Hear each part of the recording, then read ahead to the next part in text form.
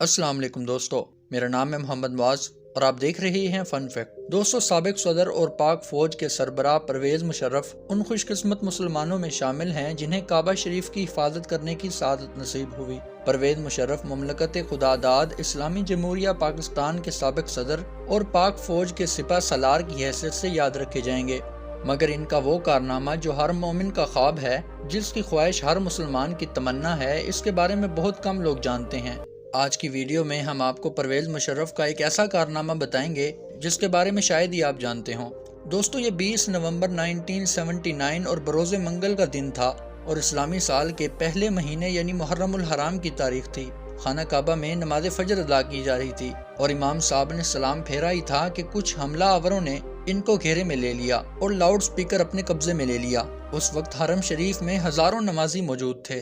حرم شریف پر حملہ کرنے والے ان حملہ آوروں کا لیڈر 27 سالہ محمد بن القحطانی تھا، جس نے 4 سال تک مکہ یونیورسٹی میں اسلامی قانون کی تعلیم بھی حاصل کر رکھی تھی۔ اس نے لاؤڈ سپیکر پر اعلان کیا کہ وہ اس صدی کا امام مہدی ہے، میرے ہاتھ پر سب لوگ بیعت کریں۔ محمد بن عبداللہ 500 ساتھیوں سمیت خانہ کعبہ پر حملہ آور ہوا تھا اور حرم پاک میں داخل ہونے کے بعد تمام دروازے بند کر دیے اور ہزاروں نمازیوں کو یرغمال بنا لیا۔ اس گمراہ کن ٹولے نے مقام ابراہیم علیہ السلام کے قریب جا کر اسلحہ کے زور پر دہشت پھیلانا شروع کر دی، زبردستی لوگوں سے بیعت لینا شروع کر دی۔ کئی صدیوں کے بعد یہ پہلا موقع تھا جب خانہ کعبہ عام انسانوں کے لیے بند کر دیا گیا تھا۔ سعودی حکومت نے ان حملہ آوروں سے نمٹنے کے لیے اپنی فوج بھیجی جو بری طرح ناکام ہوئی۔ سعودی کمانڈرز حرم پاک میں داخل تک نہ ہو سکے۔ یہ خبر جنگل میں آگ کی طرح پوری دنیا میں پھیل گئی تھی کہ خانہ کعبہ پر دہشت گردوں نے قبضہ کر لیا ہے۔ یہ سن کر امت مسلمہ میں غم و غصے کی لہر دوڑ پڑی۔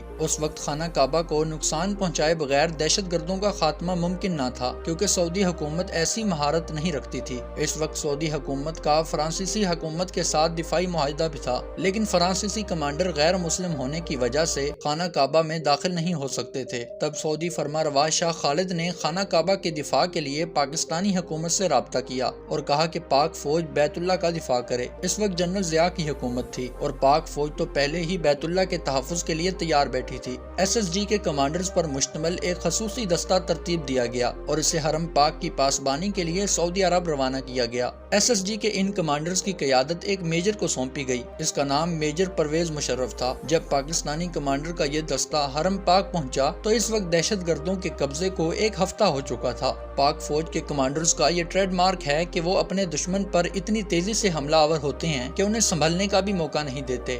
لیکن یہاں پر معاملہ کچھ مختلف تھا، کیونکہ بات خانہ کعبہ کی حرمت کی تھی۔ میجر پرویز مشرف کی قیادت میں SSG کے کمانڈرز نے حرم پاک کا کیمرے کی مدد سے جائزہ لیا۔ میجر پرویز مشرف نے دہشت گردوں کی پوزیشن کو مارک کیا اور حکمت عملی بنانا شروع کر دی۔ میجر پرویز مشرف نے سعودی حکام سے کہا کہ مسجد الحرام کے صحن میں پانی چھوڑ دیا جائے اور کمانڈرز کو ہیلی کاپٹر کے ذریعے مسجد کی چھت پر اتارنے کی اجازت دی جائے۔ اجازت ملنے کے بعد SSG کے کمانڈرز کا اصل ایکشن شروع ہوا۔ ایک طرف مسجد الحرام کی چھت پر کمانڈرز اترنا شروع ہوئے تو دوسری جانب خانہ کعبہ کے صحن میں کھڑے پانی میں میجر پرویز مشرف کے حکم پر کرنٹ چھوڑ دیا گیا۔ اس فوری اور غیر متوقع کارروائی کی وجہ سے دہشت گردوں کے ٹاپ شوٹرز غیر فعال ہو گئے اور SSG کے کمانڈرز کے سنائپر نے فضا سے دہشت گردوں کو نشانہ بنانا شروع کر دیا۔ جو ہی SSG کمانڈوز کی پوزیشن مضبوط ہوئی، صحن میں چھوڑی گئی بجلی بند کر دی گئی اور کمانڈوز بجلی کی تیزی کی طرح دہشت گردوں پر جھپٹے اور انہیں قابو کر لیا۔ زندہ بچ جانے والے حملہ آوروں کو گرفتار کر لیا گیا۔ ان دہشت گردوں کا لیڈر محمد بن عبداللہ القحطانی اسی آپریشن کے دوران پاک فوج کے کمانڈوز کی گولیوں کا نشانہ بن گیا اور دہشت گردوں کے ناپاک ارادوں کو خاک میں ملا دیا گیا۔